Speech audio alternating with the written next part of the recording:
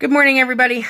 Beautiful disaster. It's been a morning already. It's weird when we react to celebrity deaths the way that we do, but so we got news a little bit ago that Anthony Bourdain, who's one of my favorite celebrity chefs, has passed away of suicide.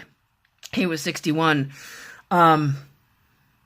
When Alex was alive, there was not a week that went by where No Reservations or Parts Unknown was not playing in my house at least 2 or 3 hours at some point. Alex loved him. And I did too. I mean, he had such an energy and he was such a great storyteller and was really good at getting, not only bringing culture to the forefront, but also really talking about, how food impacts our cultures and how we can share those things. But then also bringing light to issues that are going on in the places where he was. And I'm going to bring light to something right now. This is probably another one of those unpopular opinions, maybe. But this is something I think we ignore.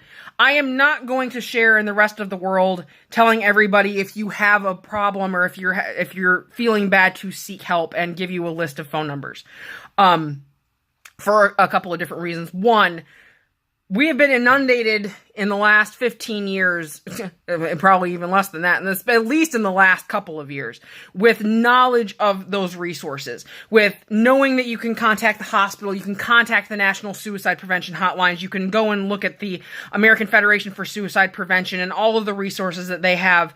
That's not the problem.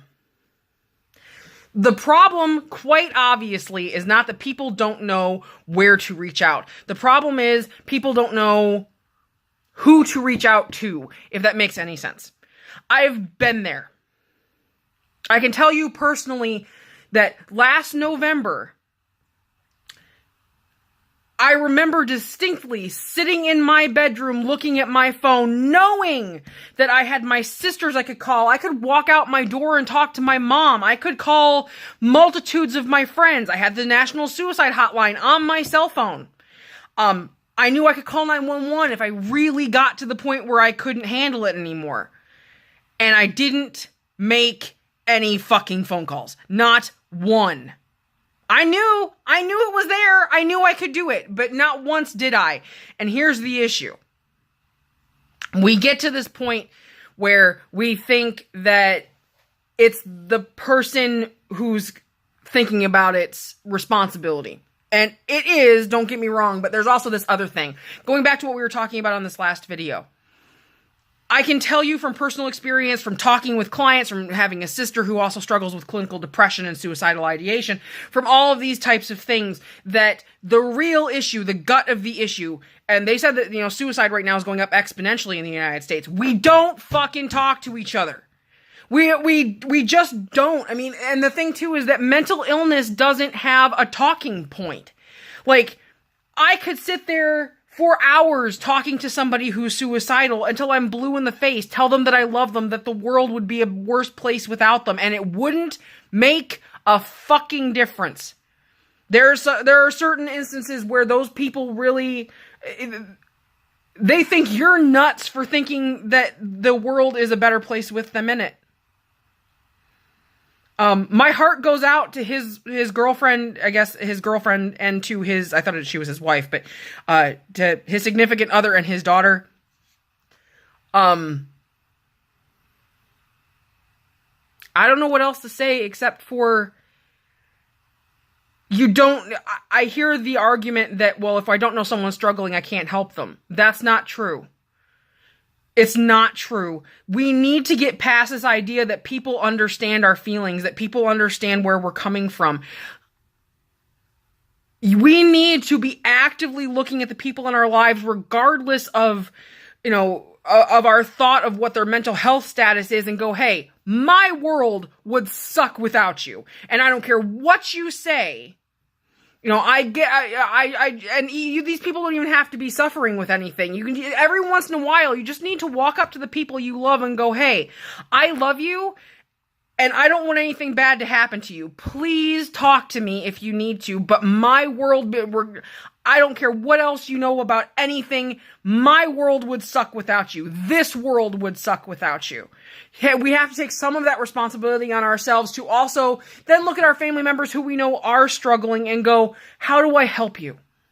Tell me, sit down with me and tell me what is going on in your head. And if they can't do that, then also be willing to go, hey, I know you probably don't want to go to the hospital, but I really think this would be a good idea. I will take you there myself. We don't have to do, I will come and I will see you. Please don't do anything rash. And at the end of the day, sometimes there's nothing we can do. But for the love of the gods, going back to what we were talking about last week, reach out to the people in your lives and let them know that if they are struggling, you are safe. That you are a safe person, that they can talk to you, you will not hurt them, and then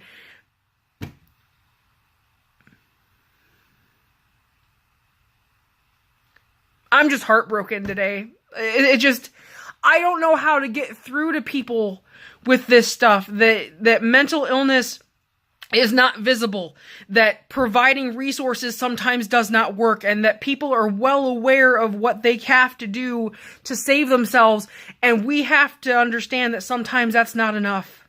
Obviously. Anthony Bourdain was a famous chef. He had access to, access to resources probably you and I don't have resources to, because we don't have the funding to do so. He definitely did. He would have had to have seen all of the messages about Kate Spade earlier this week. He would have had to have seen all the messages a couple years ago about Robin Williams, about all of the other, Chester Bennington, about all of the people that we have lost. I know he was there for the thing with Chester, and with Chris Cornell. I mean, how many people do we have to lose before we realize that the providing of a phone number isn't going to help more so than your fucking presence is going to help? We all get so busy, and I completely understand that. Lives have to be lived, but we can't ignore the people around us, and we can't think that throwing a phone number in somebody's face is going to fix these things. So, I urge you to look at the people in your life today and let them know that the world would definitely not be better without them. Even if you know they're not struggling, it's kind of one of those exercises. Turn to the nearest person near to you, regardless of their emotional state. If you care about them, let them know. Because that might be the piece that stops somebody. You never know. Just a talk. That being said, I am a safe person. And to all the people in my life who I care about, you guys know who you are. My sisters, my mom, my aunts, my uncles, my cousins, my friends, the people who I reach out to on a regular basis. I mean, I wouldn't talk to you if I didn't feel something really strong for you. That's just not how I roll. So, my life would not be better without you, any of you. And I think I'm one of the few people who can say definitively, I've been there. I've been on both sides of this. Thought I had nothing to live for. 2, the depression getting so bad that I just wanted it to stop. 3, thinking that the world would be better without me in it. And 4, just not wanting to fucking be here. Thinking it was over. My life was over. There was no point. I've been there. The other side of it, I watched the man I love wish his life away because he thought I would be better for it. And no, Alex didn't die by suicide, but he sure as shit didn't take care of himself the way he was supposed to at the end. And he apologized to me frequently for being there because without him, I would be able to do whatever I want. Sunday is what would have been our 7th anniversary. And I can tell you, if you ever need reassurance that there is at least one person in your life who would suffer greatly without you, come and talk to me. I promise, there is somebody. Take care of yourselves. Take care of the people that you love and that you care about.